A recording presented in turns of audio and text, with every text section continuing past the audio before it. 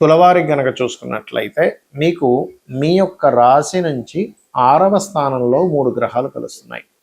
శని, కుజ, రవి. రవిశనుల ముందే కలిసి ఉన్నాయి. ఈ యొక్క రవి సప్తమ స్థానంలోకి వస్తాడు 14వ తేదీ నుంచి. ఆ 14వ తేదీ నుంచి అక్కడికి రావడం వల్ల మీ యొక్క జీవిత భాగస్వామికి ఉన్నత పదవులు, ఉన్నత స్థానము, కొంత గౌరవం లభిస్తుంది. అయితే ఈ 2 గ్రహాలు మీ జన్మజాతకంలో కూడా ఒకవేళ కలిసి ఉంటే జరిగే ఫలితాలు ఏమిటి?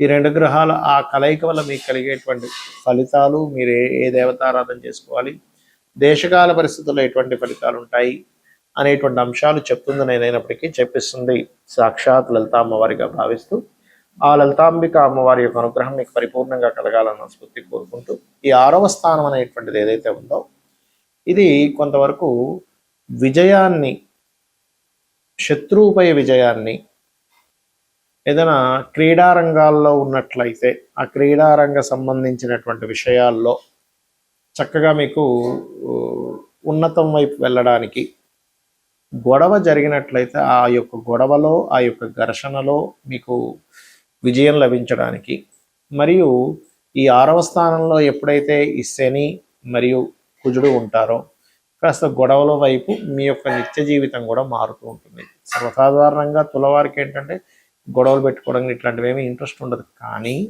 6వ స్థానం అనేటువంటిది రుణ రోగ శత్రుస్థానం కాబట్టి ఈ యొక్క గొడవలు ఎక్కువగా జరగడానికి దీని యొక్క ప్రభావం అనేటువంటిది ఖచ్చితంగా ఉంటుంది. మరి దీనికి ఏం చేయాలి? నిత్యము మీరు మీకు దగ్గరలో ఆంజనేయ స్వామి యొక్క ఆలయం ఉన్నట్లయితే కాస్త తరచుగా వెళ్తూ ఉండండి. మరియు అదేవిధంగా మీరు ఎవరికైనా అప్పులు ఇవ్వడం, తీసుకోవడం, ఎందుకంటే 6వ స్థానం అనేటువంటి రుణము, రోగము, శత్రుత్వం అని చెప్పుకున్నాం. కాబట్టి రుణము, ఎవరికైనా మీరు ధనాన్ని ఇస్తున్నారు, ధనం రుణ రూపంలో ఇస్తున్నారు లేదా రుణ రూపంలో తీసుకుంటున్నారు, అది ఎటువంటి వారి దగ్గర మీరు రుణం తీసుకుంటున్నారు, ఎటువంటి వారికి రుణం ఇస్తున్నారు, దాని మూలంగా ఏదైనా గొడవ జరగనుందా? అందులో ప్రధానంగా మీరు మంగళవారము, శనివారము, ఆదివారం అవాయిడ్ చేయండి. అందులో ఆదివారం ఏప్రిల్ 14వ తేదీ వరకు అసలు ఆదివారం పూర్తిగా అవాయిడ్ చేయండి. దాని తర్వాత ఏం కాదు ఆదివారం విషయంలో. కాకపోతే శని, మంగళవారాలు మాత్రం ఈ యొక్క విషయంలో అంటే గొడవ అవుతుంది ఈ మాట మాట్లాడితే, లేనట్లయితే రుణ సంబంధించినటువంటి విషయంలో ఇటువంటివి జరగనున్నాయి అని అనుకున్నట్లయితే ఖచ్చితంగా మీరు ఈ యొక్క విషయంలో జాగ్రత్తగా ఉండండి. మరియు తండ్రి గారి ఆరోగ్య విషయంలో కూడా కొంత జాగ్రత్త పడాలి. మీరు పెద్ద మొత్తంలో ఎవరికైనా మనీ ట్రాన్స్ఫర్ చేసేటప్పుడు కొంతమంది చూడండి, క్యాష్ ఇచ్చేసేయండి పర్లేదు, మేము బ్యాంక్ వదిలేండి ట్రాన్సాక్షన్ అంటూ ఉంటారు. ఇటువంటి విషయాల్లో కూడా కొన్ని ఇబ్బందులు పడుతుంటారు. కాబట్టి ఈ యొక్క విషయంలో జాగ్రత్త పడండి, అన్ని విధాలా మీకు బాగుంటుంది. మరి ఈ యొక్క కుజుడు, శని, రవి ఈ 3 గ్రహాలు 14వ తేదీ వరకు కలిసి ఉంటాయి. ఏప్రిల్ 1వ తేదీ నుంచి, దాదాపుగా ఏప్రిల్ 2 నుంచి. మరి ఈ రవి 14వ తేదీకి మారిపోయిన తర్వాత ఈ 2 గ్రహాలు అయితే కలిసి ఉంటాయి 45 రోజుల పాటు దాదాపుగా, అంటే మే 15, 16వ తేదీ వరకు కూడా. దీని వలన దేశకాల పరిస్థితుల్లో జరిగేటువంటి మార్పులు ఏమిటి?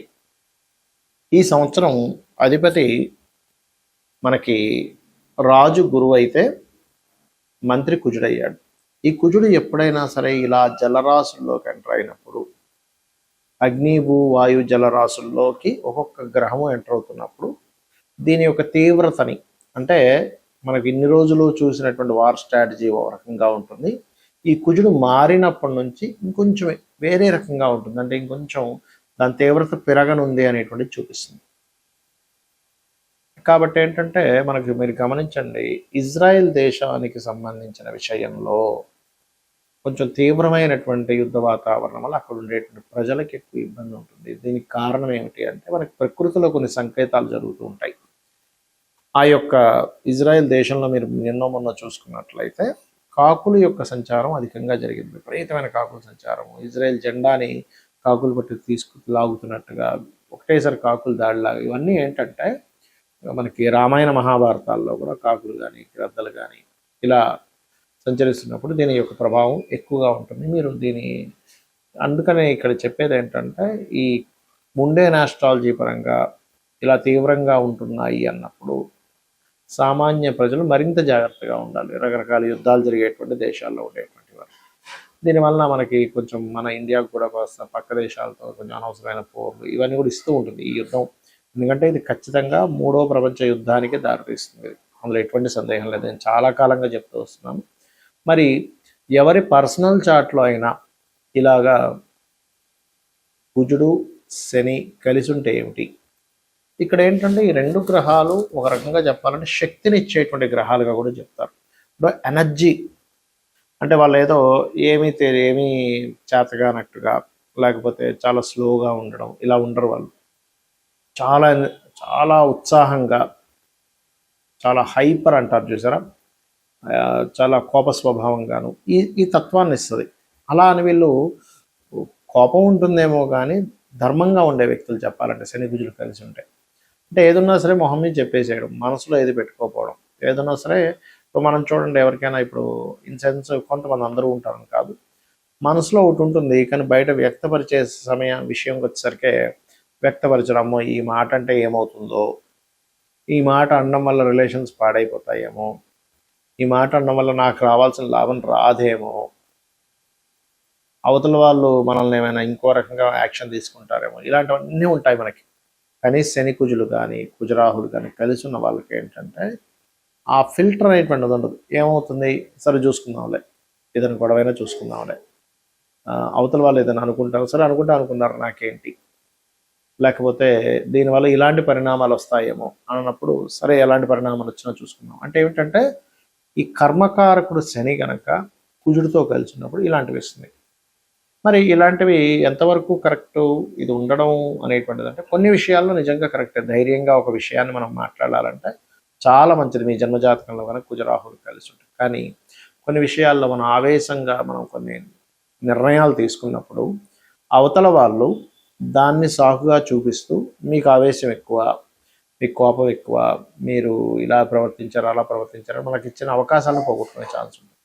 అయితే ఇక్కడ ఇది మళ్ళీ ఎక్కడున్నా ఈ ప్రభావం ఇవ్వాలంటూ లేదు. లగ్నంలో ఉండి లేదా లగ్నాన్ని చూస్తూ లేదా చంద్రుడిని చూస్తూ లగ్నాధిపతే శని కానీ కుజుడు ఉన్నప్పుడు మాత్రమే వాళ్ళకు ఆవేశం ఉంటుంది.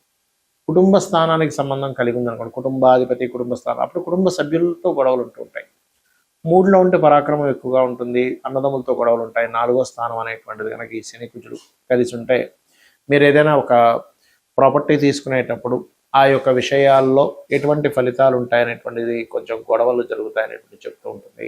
అంటే కొంచెం వివాదాస్పదమైనటువంటి భూములు తీసుకోవడం లాంటివి జరుగుతూ ఉంటాయి. పంచమంలో కనుకుంటే కాస్త సంతానం అటువంటి ధోరణి కలిగి ఉంటుంది.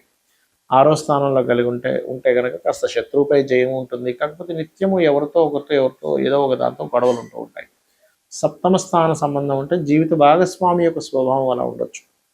బట్ ఆ సప్తమాధిపతి మళ్ళీ శుభగ్రహాలతో ఉంటే స్టార్టింగ్ అంటే మొదట్లో అలా ఉన్నా తర్వాత వాళ్ళ యొక్క స్థితిగతులు అవి మారుతూ ఉంటాయి.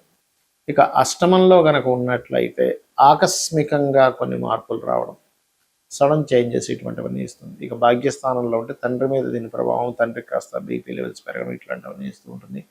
దశమ స్థానంలో కనుక ఎవరికైనా సరే శని కుజులు కనుక ఉన్నట్లయితే వీళ్ళ వృత్తి మీద వీళ్ళు చేస్తున్నటువంటి ఉద్యోగము వ్యాపార సంస్థల్లో అయితే లాభస్థానంలో ఉంటే వ్యాపారం మీద పడుతుంది. దశమ స్థానంలో ఉంటే వీళ్ళు చేసే వృత్తి ఏదైతే ఉంటుందో దాని మీద దీని ప్రభావం ఉంటుంది.